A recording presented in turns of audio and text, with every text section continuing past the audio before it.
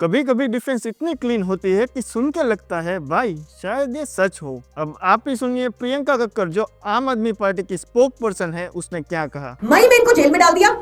कह रहे हैं कि अक्टूबर में, नवंबर में, दिसंबर में एक टेंडर हुआ जब सत्येंद्र जैन जी जेल में थे।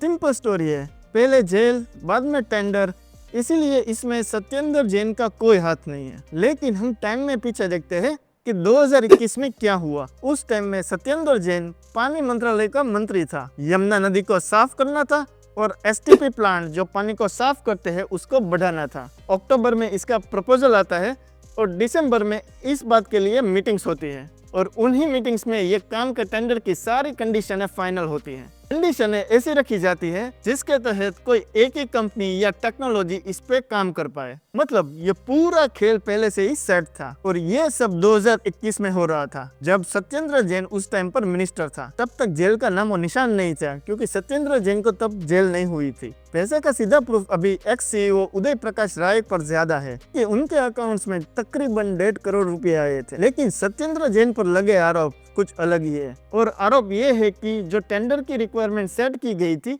वो उनकी हाजिरी में की गई थी और उसने वो रिक्वायरमेंट को तोड़ मरोड़ के एक ही कंपनी के फेवर में रख दिया और उस कंपनी के लिए सारे रूल्स को झुका दिया गया। भाई देखो, अमाउंट तो बाद में बदला जा सकता है बट ये बात अलग है। अब आप ही सोचो कि एग्जाम में एक स्टूडेंट को ध्यान में रखकर पेपर सेट किया जाए तो उस स्टूडेंट के नंबर जितने भी आ जाए और जितनी भी वाह वाह हो जाए तो आप ही बताइए कि ये एग्जाम कैसे निष्पक्ष हुई।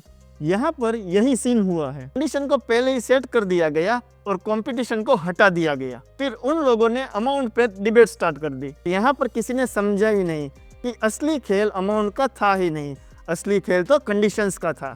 फिर आता है मई 2022। 30 मई को ईडी उनको मनी लॉन्ड्रिंग के पुराने केस में उठा लेती है। अब आम आदमी पार्टी वाले अपनी स्टोरी बनाते हैं, अपने फॉर्मूलेस बनाते हैं और प्रोपेगेंडा स्टार्ट कर देते हैं। तो उन्होंने बोला कि सत्येंद्र जैन जेल में था और टेंडर उसके बाद हुआ था। लेकिन टाइमलाइन तो टाइमलाइन ही होती है। जो उसने करा, जो उसने कहा, वो सारी चीजें मैंने आपको दिखा दी। उसने पहले मीटिंग की, बाद में कंडीशन सेट की, साथ में सब सेटअप भी कर दिया और उसके बाद वो जेल गया था। प्रियंका कक्कर भी बोल रही है कि सत्येंद्र जैन का कोई कसूर नहीं था और सारे डॉक्यूमेंट्स बोल रहे हैं कि सारे डिसीजंस 2021 में लिए गए थे।